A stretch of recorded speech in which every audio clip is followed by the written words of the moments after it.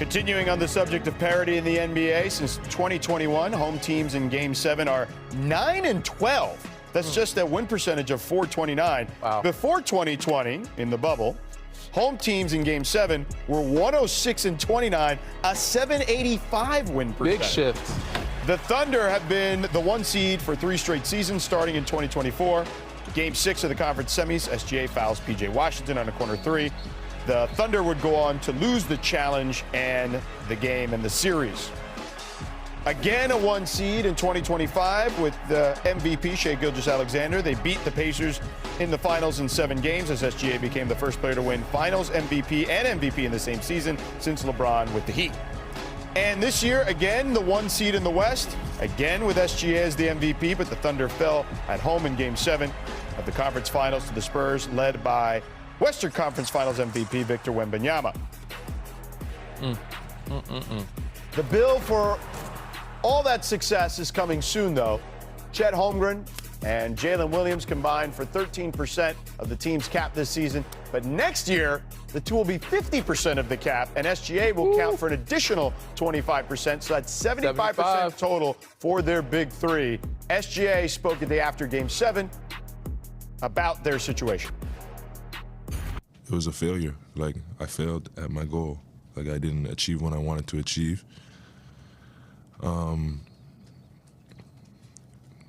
But through my experiences, I learned the most about myself, and I make the like greatest amount of increases I have in my career when I fail at my goal and don't get what I want. And I look at this no different.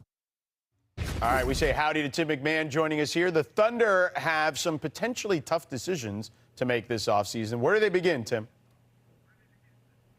Howdy, Georgie. We got to start with what is the financial pain threshold for Clay Bennett, the majority owner, and that ownership group. This is a team that has not paid luxury tax for the last 6 seasons, including obviously 3 years as a contender, 1 championship team. They're going to be deep into luxury tax with the extensions for Chet Holmgren and Jalen Williams kicking in. They're going to vault into second apron territory. Now, Isaiah Hartenstein has a team option.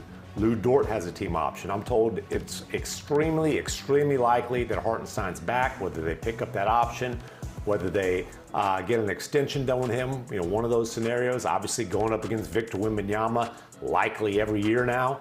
You don't want to thin out your front court depth. And now with Lou Dort, that decision is a little bit more murky. You have Casey Wallace potentially as a ready-made replacement. He's also extension eligible this summer, by the way. And Shai Gilgeous-Alexander, I asked him after Game 7 how much input he would give. He said he wouldn't give any input. He's going to trust, in his words, Sam Presti, the best GM in the world, to do his job. I was told, though, that Shai was playing a little bit coy there. He will at least remind Sam Presti and the Thunder management just how much he values having Lou Dort as his teammate. Remember, those two are tied for the longest tenure of the guys on the roster right now, and they spend their summers together playing for Team Canada. All right, hold on for 1 sec, Tim, because SGA was also asked about Chet Holmgren after Chet shot just 1 of 2 in Game 7. Let's take a listen. We need Chet. Like, we need Chet Holmgren. Like, before Chet was here, we weren't who we are today. We didn't have the success we had today. Like, when he's the best version of himself, we're the best version of ourselves, and it's no secret. The version of Chet that we have today is the worst version of Chet we'll ever have. And I've said that literally every time I talk about Chet. So, like, he's going to get better at basketball.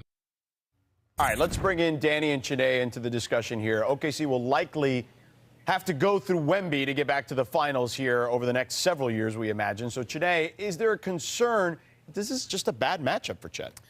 I think it is obvious that this is a bad matchup, and I know a lot of people were saying, oh, this is a rivalry. Right now, it looks like it's not, because Victor Wembanyama versus Chet, we know it's kind of more one-sided, especially when it comes to the NBA. But if you actually look at the numbers, Chet has done well versus all teams not named the San Antonio Spurs, averaging 17 points per game versus all teams. It's just when you're going up against the Defensive Player of the Year in Victor Wembanyama, where he's near 11, shooting way less, 10 percentage points less from the floor, and obviously his three-point shot drops. So it's not like Chet has a issue in the NBA, he has a Victor Wembanyama issue most specifically.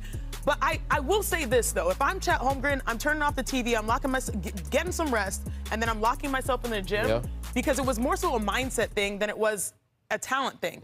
He was open for shots. He just chose not to take them. Why? Because Wemby disrupted his whole flow. And that can't happen. We've seen in back-to-back years where he's sort of fallen short in the biggest moments. Versus the Indiana Pacers in the NBA Finals, only 12 points per game. Versus the San Antonio Spurs in the Western Conference Final, only 12 points per game, that infamous 2 shots and 4 points. It's a mentality thing in the big moments, not necessarily a talent thing that we see over the course of a year.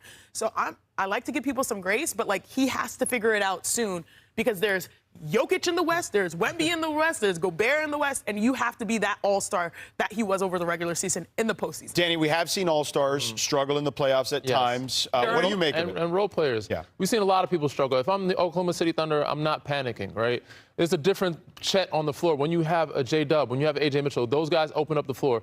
But again, there's no excuse, so Chet has to do something for himself. I'm with Shanae here. He has to be in the gym. He has to be in the film session.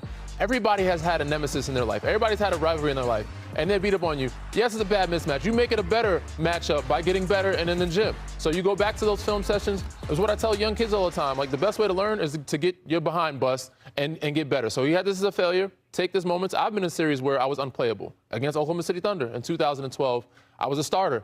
If I didn't take shots, Pop was like, I can't play you. So I was benched then at that point. I took that summer and said, I'm never going to let this happen to me again.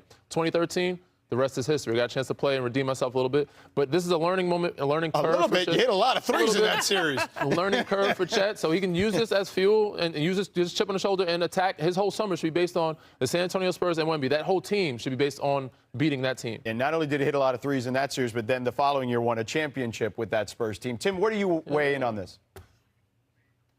Listen, the Oklahoma City Thunder believe in Chet Holmgren. They believe in his talent. They believe in his character. They believe in his work ethic. He said it himself, you can't run from improvement. This was a smack in the face.